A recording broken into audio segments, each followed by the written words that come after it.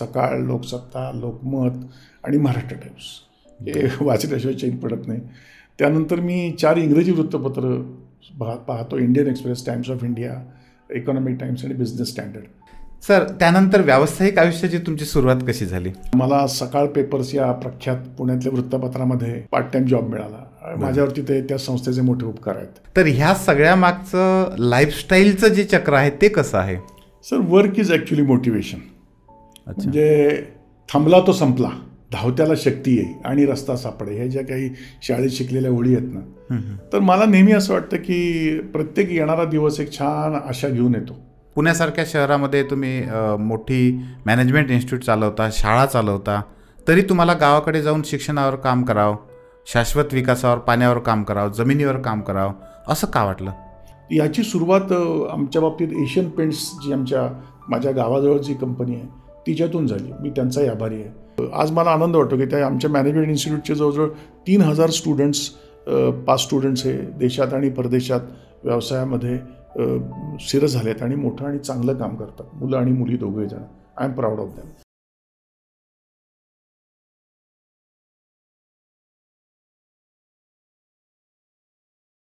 मित्रांनो नमस्कार, कसे आहात सगळे? मित्रांनो, 3S टॉक या आपल्या मराठी पॉडकास्टमध्ये मी डॉक्टर विशाल बेदुरकर आपल्या सगळ्यांचं पुन्हा एकदा मनापासून स्वागत करतो.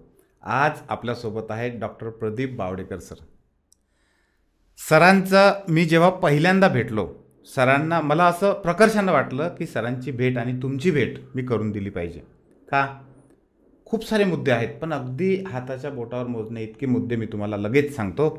गॉड आणि गव्हर्नमेंटबद्दल सरांची असलेली मतं, इकॉनॉमिक्स या विषयाला आपण आपल्या पूर्ण शिक्षणामध्ये दुर्लक्षित केल्यामुळं आपल्यावर काय इफेक्ट झालेत, आजची शिक्षण पद्धती कशी आहे, इतकंच नाही तर आपलं एकंदर लाईफस्टाईल आणि आपल्या आयुष्यातलं यश आणि अपयश याचा कसा थेट संबंध आहे, अशा अनेक विषयांवर अगदी मनमोकळ्या गप्पा सरांशी झाल्या आणि मी ठरवलं की मी ह्या सगळ्या गप्पा तुमच्यापर्यंत पोहोचवणार. आणि आज सर आपल्या पॉडकास्टमध्ये आहेत. सर, 3S टॉकमध्ये आपलं खूप खूप स्वागत आहे. धन्यवाद सर. सर, मला पहिल्यांदा तुमचं व्यक्तिगत जे आयुष्य आहे त्याबद्दल थोडक्यात सांगा. सर, माझा जन्म पुण्यातला 2 ऑगस्ट 1956. पण माझं मूळ गाव जिथे माझे वडील राहत होते, तिथे त्यांची शेती होती, ते आहे सातारा जिल्ह्यातलं खंडाळा बावडा. अच्छा. हे शिरोळपासून साधारणतः 11 किलोमीटर अंतरावरती आहे. माझं शालेय शिक्षण जिल्हा परिषदेच्या प्राथमिक शाळेमध्ये शिरवळला झालं 5वी पर्यंत. बरं. आणि ग्रामीण भागातल्या स्कॉलर्स करता त्यावेळेला महाराष्ट्र गव्हर्नमेंटने एक योजना आणली होती. त्यामुळे आम्ही पश्चिम महाराष्ट्रातली जी टॅलेंटेड ग्रामीण भागातली मुलं होतो त्यांच्याकरता सुरुवातीला कोयना नगरला आणि नंतर साताऱ्याला गव्हर्नमेंट पब्लिक स्कूल या नावानं रेसिडेन्शियल स्कूल चालू करण्यात आलं होतं. तिथं आमची निवड झाली. साधारण कोणत्या वर्षी? हे साल 1966 आहे सर. बापरे. शाळेत गेल्यानंतर डिसेंबर 67च्या भूकंपात कोयनानगरच्या आमची शाळा सापडली आणि पुढे ती साताऱ्याला जिल्हा परिषदच्या नवीन इमारतीमध्ये शाळा आणि जुन्या इमारतीमध्ये हॉस्टेल असं तिथे त्या सरकारने व्यवस्था केली. मी SSC तिथून झालो, 11वी SSC 1972ला. त्यानंतर मला नॅशनल मेरिट स्कॉलरशिप मिळाली आणि माझं कॉलेजचं शिक्षण आहे ते वाईच्या प्रख्यात आर्ट्स अँड कॉमर्स कॉलेजमध्ये झालं, जिथे विद्यापीठाच्या स्तरावरती वेगवेगळ्या परीक्षांच्यामध्ये प्रावीण्य मिळवण्याची मला संधी मिळाली. वाईचे दिवस मी मंतरलेले दिवस मानतो. मी खूप वाचन केलं आणि खूप शिकलो. मी 77 साली पुणे विद्यापीठाचा MBA करण्याकरता IMDR या संस्थेमध्ये प्रवेश घेतला. 79ला माझं MBA इथून पूर्ण झालं आणि पुढे 1 वर्ष म्हणजे 77ला तुम्ही विद्यापीठात प्रवेश केला? 77 ते 79. आमची संस्था तेव्हा डेक्कन एज्युकेशन सोसायटीच्या प्रांगणामध्ये होती. ती आजही तिथेच आहे, कोकली इन्स्टिट्यूट. त्यावेळेस आमचा जन्म झाला. PhD करता मी सिम्बायोसिसला जेव्हा नोकरी करत होतो, लेक्चरर असिस्टंट डायरेक्टर 1 वर्षभर, त्यावेळी मी PhD करता पुणे विद्यापीठामध्ये माझं नाव नोंदवलं. माझा कॉग्निटिव्ह डिझोनन्स या विषयावरती मार्केटिंग फॅकल्टीमध्ये PhDचा थिसिस 1985ला मी सबमिट केला आणि त्याच्यामध्ये मला प्रावीण्य मिळालं. हा साधारणतः प्रवास हा सुरुवातीचा शिक्षणाचा असं मी या ठिकाणी नमूद करतो. सर, हा सगळा व्यक्तिगत प्रवास खूप साऱ्या गोष्टी सांगणार आहे.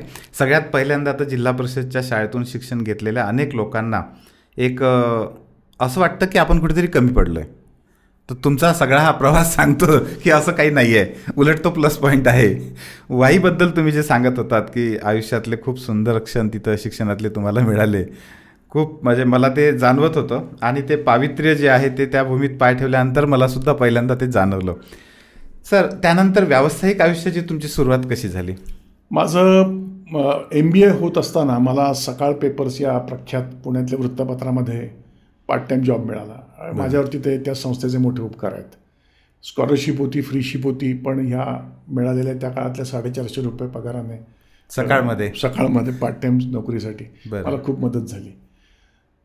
त्यानंतर 1 वर्षावर मी तुम्हाला म्हटलं तसं मी सिम्बायोसिसला लेक्चर असिस्टंट डायरेक्टर म्हणून माझी कारकीर्द झाली. आणि 16 जून 1980ला मी रोप्लास इंडिया लिमिटेड या महिंद्रा ग्रुपच्या पुण्यातल्या एका कंपनीमध्ये सुरुवातीला ज्युनियर सेल्स ऑफिसर असं नोकरीला लागलो. आणि पुढे 5 वर्षांनी तिथे मी मार्केटिंग मॅनेजर म्हणजे हेड ऑफ द डिपार्टमेंट झालो. तो माझा 11 वर्षाचा कालावधी आहे रोप्लास कंपनीमधला, जिथे मी क्रिसक्रॉस भारतात मोठमोठ्या कमर्शियल सेंटर्सना फिरलो. म्हणजे असा एखादा कानाकोपरा नाही आहे जिथे मी त्या काळामध्ये फिरलो नाही. त्या काळामध्ये प्रवासाची एवढी काही फारशी आधुनिक साधनं उपलब्ध नव्हती. बरोबर. विमान सेवाही कमी होती. मिळेल त्या साधनानं मी नॉर्थ ईस्टमध्ये फिरलो, उत्तर भारतात फिरलो, दक्षिण भारतात फिरलो. त्याच्यामुळे अनुभवाच्या फार मोठ्या शिकवणीतून मला बरंच काही शिकता आलं. त्यानंतर एक 5 वर्षाकरता काही सहकाऱ्यांच्या बरोबर मी मेगा फायबर्स नावाची एक कंपनी भोसरीच्या इंडस्ट्रियल इस्टेटमध्ये सुरू केली. ती 5 वर्ष जवळजवळ चालवली. म्हणजे स्वतःची कंपनी? हा, त्याच्यामध्ये मी मॅनेजिंग डायरेक्टर होतो. बरं. आणि त्यानंतर मला 1 एप्रिल 1995ला मेटकॉन या त्या काळातल्या डीम्ड गव्हर्नमेंट कंपनीमध्ये व्यवस्थापकीय संचालक म्हणून कामाची संधी मिळाली. मी 1 एप्रिल 1995 ते जवळजवळ 30 जून 2021पर्यंत म्हणजे 26 वर्षाचा कालखंड माझा मेटकॉनमध्ये गेला. हाही माझ्या दृष्टीने एक अतिशय मोलाचा अनुभव देणारा आणि खूप काही शिकवणारा, खूप काही प्रयोग करण्यासाठी आपल्याला मुभा देणारा असा तो कालखंड मी समजतो. आणि त्याही कालखंडाबद्दल मी मेटकॉन संस्थेचा अतिशय ऋणी आहे. सर, मेटकॉनमध्ये ही जी तुम्ही कारकीर्द घडवली सगळी 27 वर्ष तुम्ही लीड केलं, इतकी मोठी संस्था जी आज लिस्टेड कंपनी आहे, तुम्ही लिस्टेड केली ती कंपनी असं म्हणू शकतो आपण. आणि त्यापूर्वीसुद्धा तुम्ही सेल्स आणि मार्केटिंग ह्या सगळ्या क्षेत्रात जवळजवळ 11 वर्षाचा हा मोठा अनुभव घेतला. मला इथं हा एक प्रश्न आपल्याला विचारायचा आहे की तुम्ही या काळामध्ये हे जे वेगवेगळ्या ठिकाणी फिरलात, खूप ठिकाणी फिरलात, भारतभर फिरलात, जे होते त्या साधनानं फिरलात, याचा पुढच्या कारकिर्दीमध्ये तुम्हाला कसा फायदा झाला? खरं सांगू का, आता आज तरुण लोकांना जेव्हा मी आणि आमच्या मॅनेजमेंट इन्स्टिट्यूटमधून जे ग्रॅज्युएट बाहेर पडतात किंवा इतर जी काही तरुणांची मी चर्चा करतो, त्यांना कल्पना येत नाही की आमच्या काळामध्ये ईमेल नव्हती, आमच्या काळामध्ये कुरिअर सेवा नव्हती, आमच्या काळामध्ये क्रेडिट कार्ड्स नव्हते, हे असे नेट बँकिंगच्या कुठल्याही फॅसिलिटीज नव्हत्या. इनफॅक्ट स्टेट बँक ऑफ इंडियाचे चेक्स, ट्रॅव्हलर्स चेक्स आम्ही पुण्यात घेतले तर ते गुवाहाटीमध्ये कॅश होत नसत, इतकी अडचण होती. काळ बदलला, त्या काळाबरोबर मार्केट्स बदलली, अपॉर्च्युनिटी बदलल्या, तंत्रज्ञान बदललं. आणि मला सांगायला आनंद वाटतो की माझी ही जी काही जनरेशन आहे जी आत्ता 70कडे चाललेली आहे, त्यांना त्या 30-35 वर्षाच्या ग्रोइलिंग रुटीनमधून गेल्यामुळं त्यांचे वर्कस्टाईल म्हणजे अष्टपैलू असं त्यांचं व्यक्तिमत्व तयार झालं. आम्ही शॉप फ्लोअरला काम केलं आहे, आम्ही फील्डमध्ये काम केलं आहे, आम्ही 8-8, 10-10 तास बसून टेबलावरती काम केलं आहे, आम्ही कोर्ट कचेऱ्यांच्या मधून गेलो आहोत, आम्ही युनियन्सबरोबर चर्चा केली, आम्ही सरकारी अधिकाऱ्यांच्या बरोबर, पॉलिसी मेकर्सबरोबर काम केलेलं आहे. उद्योग, मोठे उद्योग असतील तर मोठ्या उद्योगांच्या बरोबर केलं आहे, लघु उद्योगांच्या बरोबर केलं आहे. त्यामुळे जो आपला जे काही कार्याचं क्षेत्र आहे आणि देशात आणि परदेशामध्ये फिरून किंवा व्यावसायिक कामासाठी जाऊन मिळवलेला अनुभव गाठीशी आहे. मला ह्याच्यामध्ये असं वाटतं की हा आपला प्रवास तसा सफल झाला. कारण असं एका ठिकाणी मला पुणे सोडून कुठं जायचं नाही आहे, मला घराजवळ जॉब पाहिजे, मग मला सारखी घरची आठवण येते, अशा प्रकारचं कुठल्या गोष्टीला आम्हाला ही चैन खरं अलाउडच नव्हती. आम्हाला मिळेल ते चॅलेंज घेऊन पुढं जाणं आणि आपलं काम पूर्ण करणं अशी शिकवण मिळाल्यामुळे आजही वयाच्या 69-70 वर्षी मी तितक्याच जोमाने सकाळी 10 ते संध्याकाळी 6 काम करतो, रोज काम करतो. आणि इकडे काही व्यावसायिक काम करतो आणि मग शनिवार रविवारी जाऊन शेती करतो, वृक्ष लागवड करतो, माझ्या गावच्या लोकांच्या मध्ये मिसळतो. सो असं जे काही जीवनाचे सगळे पदर बघायला मिळावेत ते ह्या अनुभवामुळे शक्य झालं असं मला वाटतं. सर, मी खास तुमचं CSRमध्ये तुम्ही केलेलं आणि तुम्ही तुमच्या गावात केलेलं काम पाहायसाठी व्हिजिट केली आपण, आणि त्याचे फोटो आपले सगळे प्रेक्षक पाहू शकतील या ठिकाणी. खरं तर आपल्याला तो पॉडकास्ट तिथंच जाऊन करायचा होता, पण काही कारणास्तव आपल्याला स्टुडिओमध्ये बसून ते करावं लागतं आहे. पण मला हे विचारायचं आहे सर, की वयाच्या जवळजवळ 70मध्ये आल्यानंतर एवढं तुम्ही शिस्तपूर्ण सगळं आयुष्य जगलत, आणि तरीही आजही साधारणतः तरुण किंवा आमच्यापेक्षाही कमी वय असलेले लोक जेवढे तास काम करू शकत नाही, तेवढं तुम्ही आजही तेवढं देत आहात. तर ह्या सगळ्या मागचं लाईफस्टाईलचं जे चक्र आहे ते कसं आहे? Sir, work is actually motivation. म्हणजे थांबला तो संपला, धावत्याला शक्ती येई आणि रस्ता सापडे, ह्या ज्या काही शाळेत शिकलेल्या ओळी आहेत ना, तर मला नेहमी असं वाटतं की प्रत्येक येणारा दिवस एक छान आशा घेऊन येतो. त्यामुळे सकाळी लवकर उठलं पाहिजे. बरोबर. आता वयोपरत्वे किंवा प्रवासामध्ये आमच्या वेळी जिम्स नव्हत्या इतके छान छान. आता खूप छान जिम्स आहेत तुम्हा तरुणांसाठी, आमच्या वेळी नव्हते. आणि एवढा प्रवास होता की काही वेळेला A क्लास सिटीमध्ये फिरलो, काही वेळा C क्लास ठिकाणी जायला लागलं. तर व्यायामाच्या काही तशा फॅसिलिटीज नव्हत्या. त्यामुळे वयाच्या 30व्या वर्षी सकाळी उठून चालणे, कमीत कमी 5 किलोमीटर चालणे, असा ही सवय लावून घेतली. त्यामुळे ते तर रोज चालावं लागतं. चाललं नाही तर मनाला बरं वाटत नाही. तर दिवसाची सुरुवात अशी छान केली की मग वृत्तपत्र वाचायची. आता तरुण पिढी आहे ती इंटरनेटवरती वृत्तपत्र वाचते, पण मला अजूनही ती आमची परंपरागत वृत्तपत्र अशी वाचल्याशिवाय, त्याचा तो बातम्या, त्याचे ते मथळे, त्याच्या हेडलाईन्स असं वाचल्याशिवाय बरं वाटत नाही. त्यामुळे मी रोज पहाटे उठलो की नवशक्ती आणि फ्री प्रेस जर्नल इंटरनेटला वाचतो. पण मी फिरून येतो तेव्हा मला आमची 4 प्रख्यात मराठी वृत्तपत्र आहेत, सकाळ, लोकसत्ता, लोकमत आणि महाराष्ट्र टाइम्स, हे वाचल्याशिवाय चैन पडत नाही. त्यानंतर मी 4 इंग्रजी वृत्तपत्र पाहतो, Indian express, times of India, economic times आणि बिझनेस स्टँडर्ड. बरं वाटतं. सर, हे रोज पाहता? रोज पाहतो. आणि समजा प्रवासाला गेलो आणि समजा नाही वाचली गेली तर माझ्या घरात ती माझ्या टेबलावर ठेवलेली असतात, मी आल्यावर पण ती वाचतो परत. आणि आता आजकाल पूर्वी ते आम्हाला कापायला लागायच्या बातम्या त्या, आणि असं लिहून द्यायचो की अमुक सहकार्याला कळवायचो की तू हे जरा बातमी वाच. आता कॅमेऱ्यामुळे इतकं सोपं झालं आहे की त्याचा छान फोटो काढतो, तो एडिट करतो आणि व्हॉट्सॲपवर सहकार्याला पाठवतो की अरे बाबा ही बातमी बघ, त्यात काही नवीन. त्या सगळ्यामध्ये दिशा दडलेल्या आहेत. अर्थव्यवस्था कुठे चालली आहे, आंतरराष्ट्रीय बाजारपेठ कुठे चालली आहे, राज्यातल्या एखाद्या समजा शिक्षणाच्या धोरणामध्ये काय उलथापालथ होत आहे, त्याच्यात वृत्तपत्रांच्या त्या ताज्या बातम्यांच्यामध्ये आणि त्या सगळ्या पृष्ठांच्यामध्ये रोज एक नवीन कहाणी आहे, एक नवीन दिशा आहे. आणि ती मला असं वाटतं की ते पथ्य सगळ्यांनी पाळावं आणि ह्या प्रकारे जीवनाची त्यांच्या दिवसाची सुरुवात करावी. दुसरं एक महत्त्वाची गोष्ट अशी आहे की जोर आपल्याकडे शारीरिक ताकद आहे, जो स्किल सेट आहे, तोवर आपण समजा रिझाईन टू फेट म्हणतो आपण की नाही आता सगळं सोडून आपण गप्प बसतो, तर आपला हा जे काय आपण शिकलो आहे ते त्याचा उपयोग काय ते लोकांना आपण देणार केव्हा? हा अनुभव, हे वाचन, जे काय आपण केलेले वेगवेगळे प्रयोग आहेत ते लोकांना एक्सचेंज केल्यामुळे आपला आनंद वाढतो. जे आपणाशी ठावे ते आपण लोकांना दिलं पाहिजे आणि शहाणे करून सोडावे सकळ जन. जेवढं आपल्याला माहीत आहे ते आपण दिलं पाहिजे, हा माझा दुसरा सिद्धांत आहे. त्यामुळे मला ह्याच्यामध्ये खूप आनंद वाटतो. मी कोणी आलं त्याला भरभरून सांगतो, अरे माझा अनुभव कसा होता, त्यावेळी आम्ही काय केलं, ह्या क्रायसिसमध्ये किंवा ह्या अपॉर्च्युनिटीमध्ये कशा प्रकारचा निर्णय घेता येईल. मला असं वाटतं की यामध्ये मोठा आनंद आहे आणि त्या आनंदाकरता मला रोज काम करावं असं वाटतं. सर, तुम्ही जवळजवळ 40 वर्ष किंवा त्याच्यापेक्षाही जास्त काळ व्यावसायिक आयुष्यामध्ये घातलीत आणि इतक्या मोठ्या स्वरूपात मिटकॉनसारख्या मोठ्या संस्थेला लीड करून तुम्ही त्याला लिस्टेड कंपन्यांमध्ये नेऊन ठेवलं, एक मोठं यश आहे. आणि ते केल्यानंतर तुम्ही शाश्वत विकास आणि शिक्षण ह्या 2 क्षेत्राकडे वळलात. आजही तुम्ही CSR फंडाच्या माध्यमातून शिक्षणासाठी खूप मोठं काम करत आहात. तर याच्या मागचं कारण काय आहे की हे सगळं एवढं कॉर्पोरेट सगळं लाईफ जगल्यानंतर कुठेतरी पुण्यासारख्या शहरामध्ये तुम्ही मोठी मॅनेजमेंट इन्स्टिट्यूट चालवता, शाळा चालवता, तरी तुम्हाला गावाकडे जाऊन शिक्षणावर काम करावं, शाश्वत विकासावर, पाण्यावर काम करावं, जमिनीवर काम करावं, असं का वाटलं? मी जेव्हा मेगा फायबर सोडून मिटकॉनमध्ये आलो तेव्हा तर खरं सांगू का माझा सगळा दृष्टिकोन कमर्शियल होता. म्हणजे रिटर्न ओव्हर इन्व्हेस्टमेंट हा माझा एक क्रायटेरिया होता.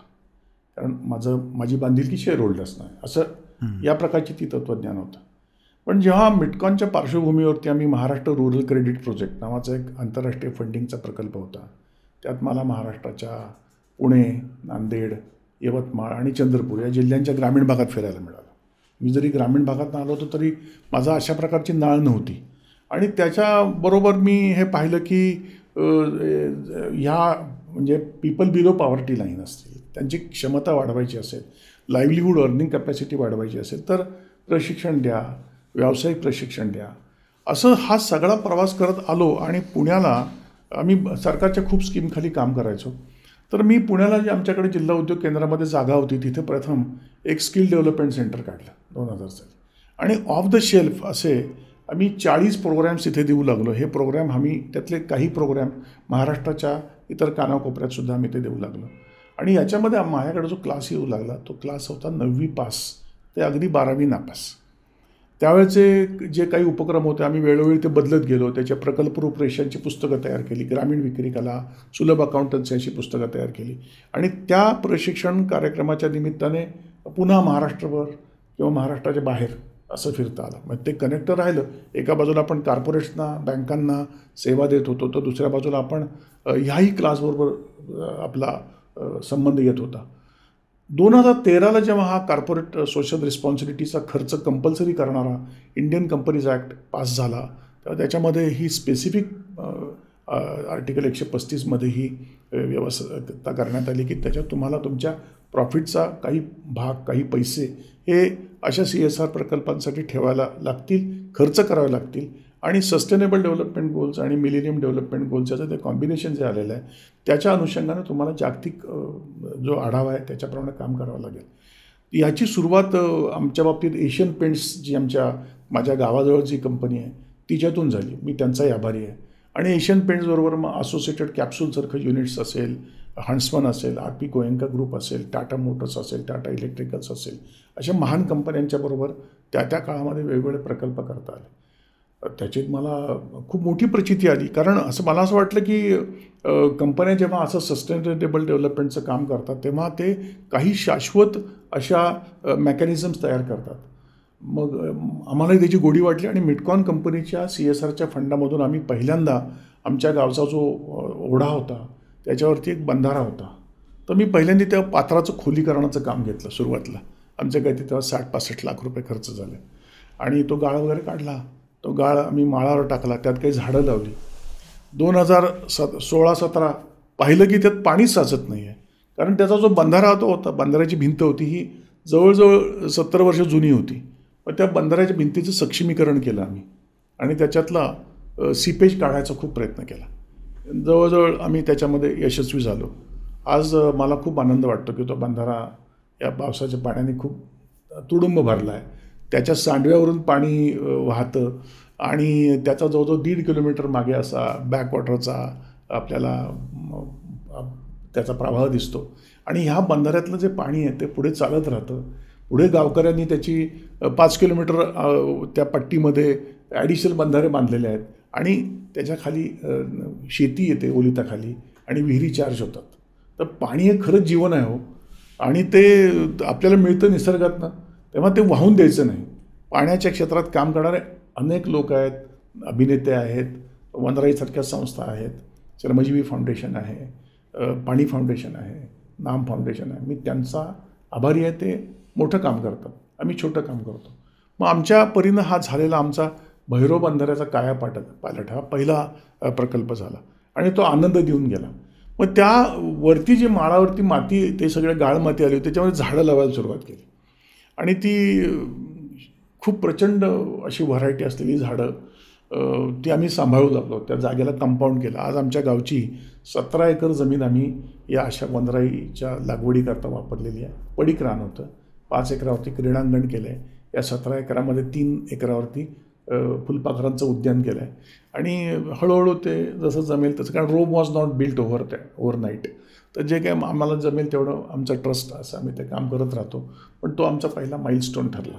मग याला लागून जे गावचं आमच्याकडे हायस्कूल आहे, राजेंद्र विद्यालय, त्याच्या इमारतीचं आम्ही सगळं रिफर्बिशमेंट केली आणि त्याच्या क्लासरूम छान केल्या, व्हेंटिलेशन, प्रकाश, चांगला रंग, चांगली बसायला बाकं, असं करून तिथे शिक्षणाचं वातावरण सुधारलं आणि आनंद वाटतो की ती संस्था देखील आज खूप छान काम करते.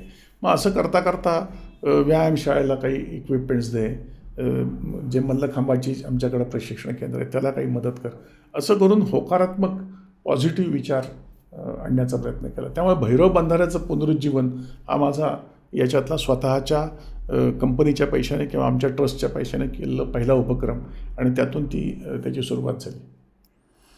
सर, तुम्ही शिक्षणामध्ये सुद्धा याच्यासोबत शाश्वत विकासाच्या दृष्टीने बरंच मोठं काम केलं आणि करत आहात.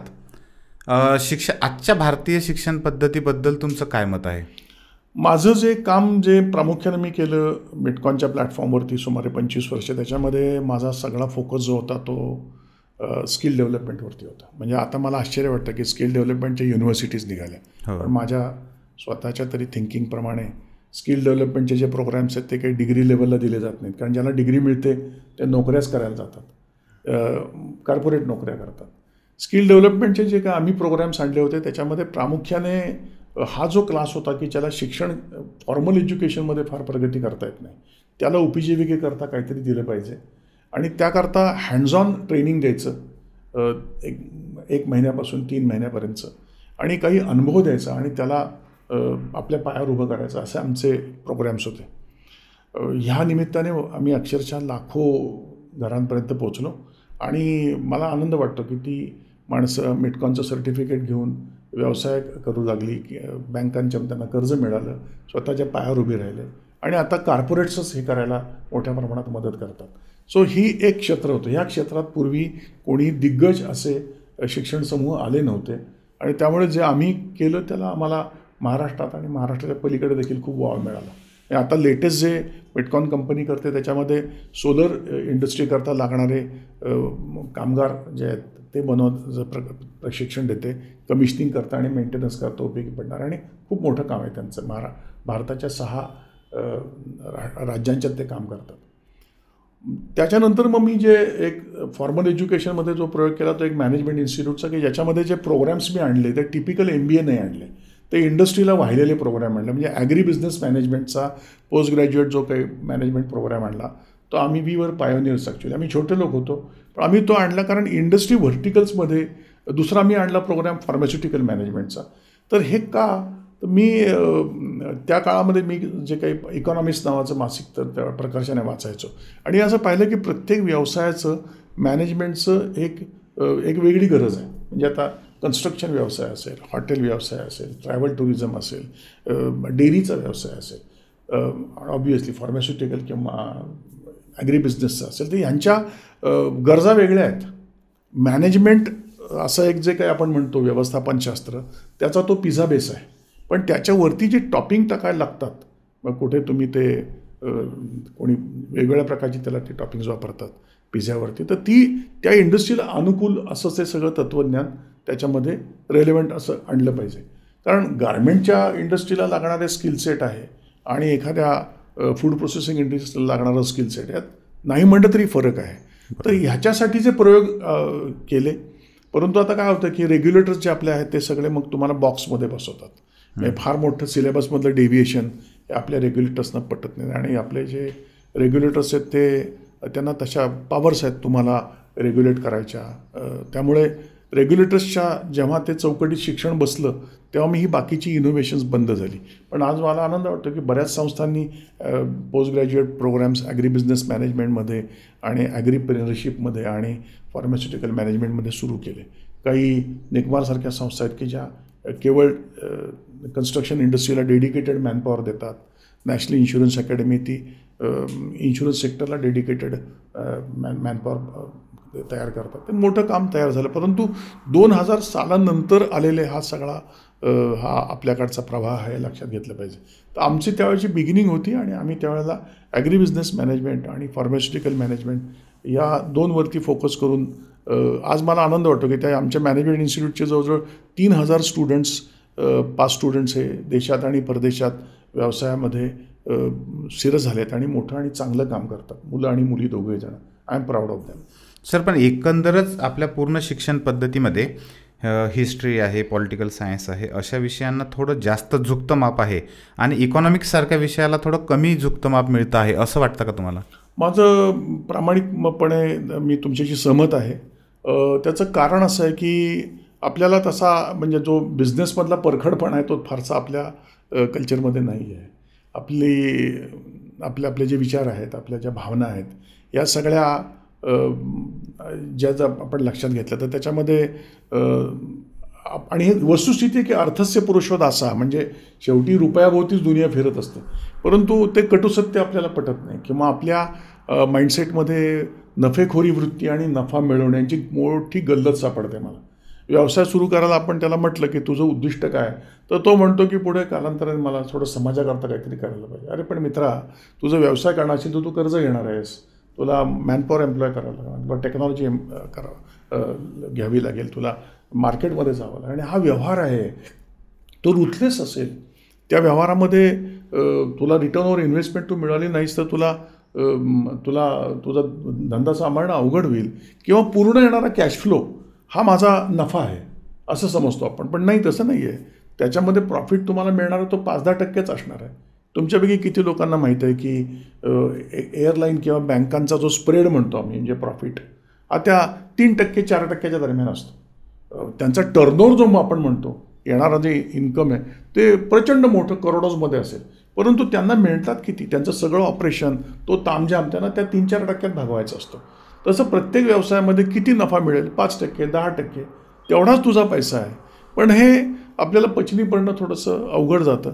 माझं स्वतःचं मत आहे की जर का समजा आपल्याला चांगले उद्योजक घडवायचे असतील, उद्योजकीय वृत्ती लोकांच्या सुरुवातीपासून आणावं लागेल असेल, तर जे आपण वेगवेगळं तत्त्वज्ञान सांगतो त्याच्यामध्ये एक आम्ही सगळेजण बिहेवियरल सायन्सवर खूप जोर देतो की नाही, तुझ्या जिगर पाहिजे, तू प्रयत्न केले पाहिजेस, तुला कष्टाशिवाय पर्याय नाही.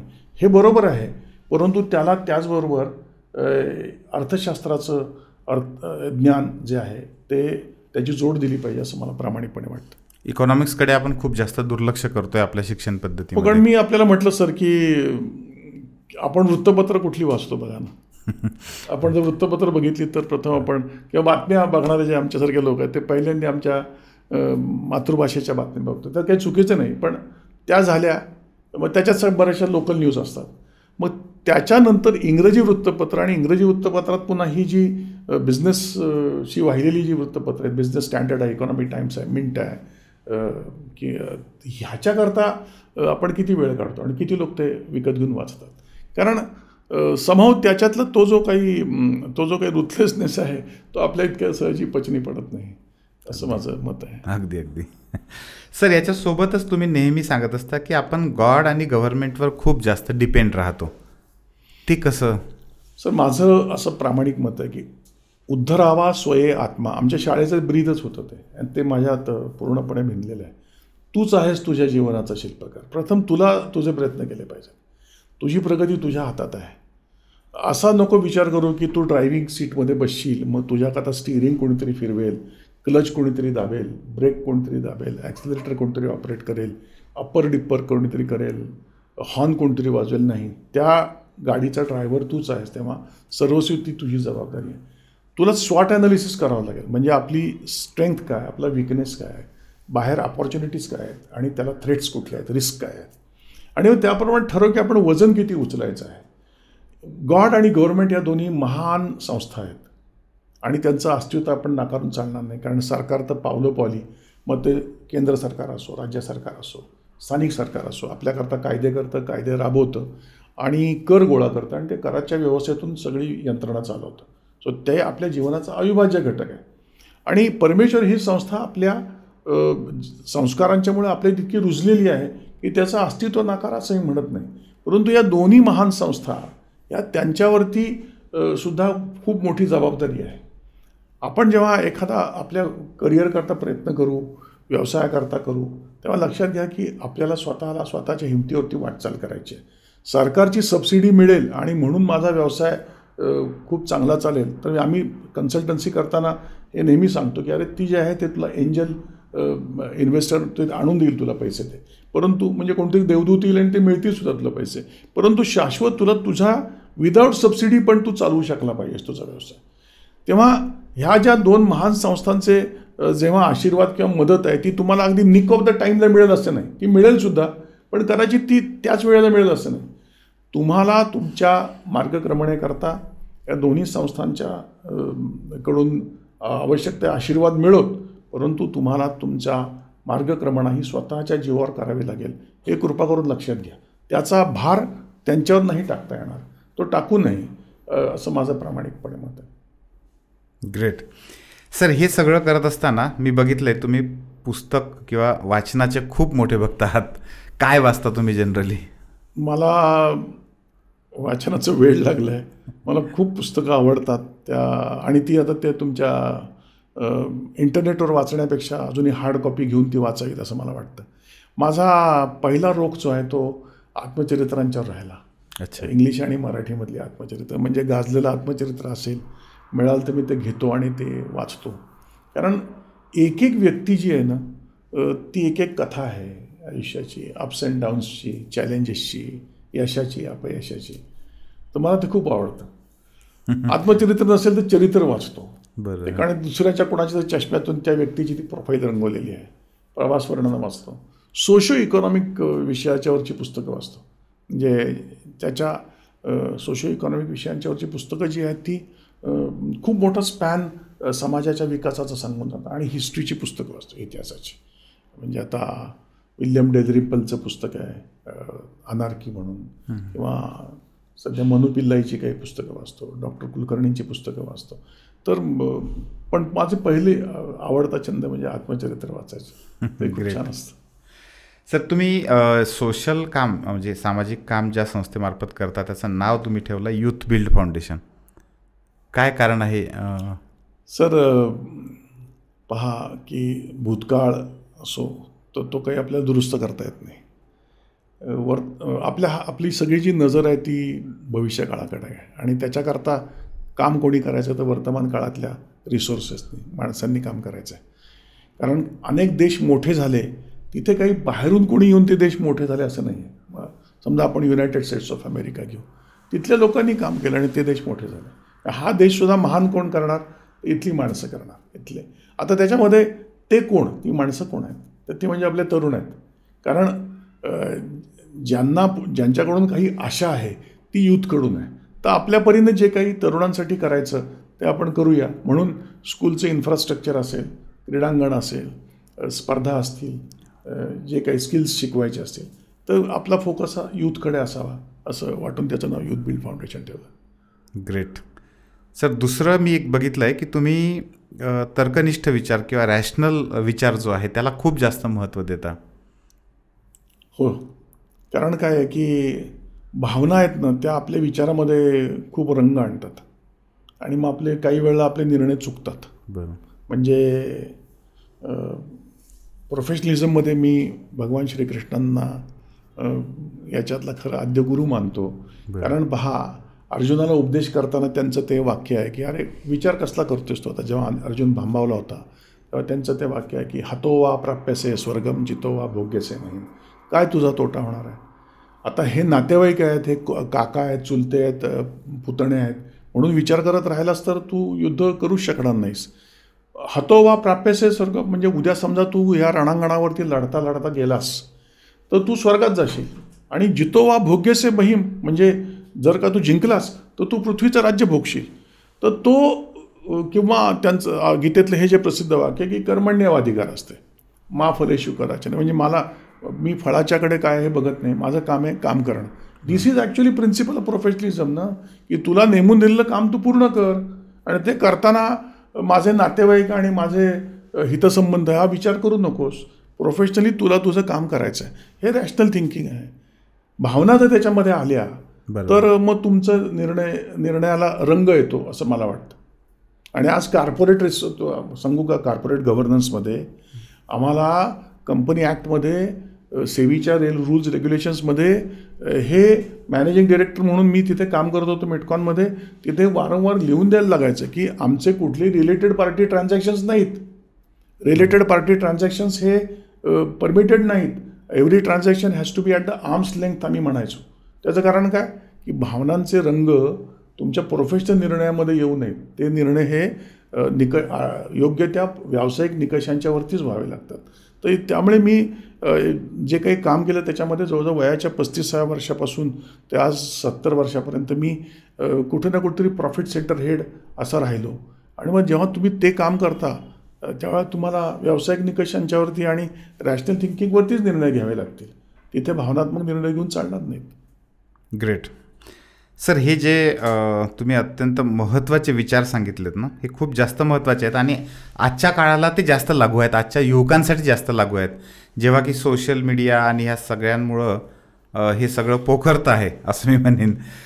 सर, खूप सुंदर पद्धतीने आपण या सगळ्या वेगवेगळ्या विषयांवर गप्पा मारल्यात आणि निश्चितपणे आजचा पॉडकास्ट आपल्या अनेक युवकांना आपलं थिंकिंग कशा पद्धतीने असलं पाहिजे, आपल्या विचारात कुठली स्पष्टता असली पाहिजे, रॅशनॅलिटी आपण का स्वीकारली पाहिजे आणि देव आणि गव्हर्नमेंट ह्या दोन्हीवर जास्त अवलंबून राहण्यापेक्षा स्वतःच्या विचारांवर आणि स्वतःच्या कार्यावर कसा आपण विश्वास ठेवून पुढे गेलं पाहिजे, त्यासाठी अतिशय मोलाचा संदेश तुम्ही दिलात. सर, खूप खूप धन्यवाद. 3S पॉडकास्ट आपला खूप आभारी आहे.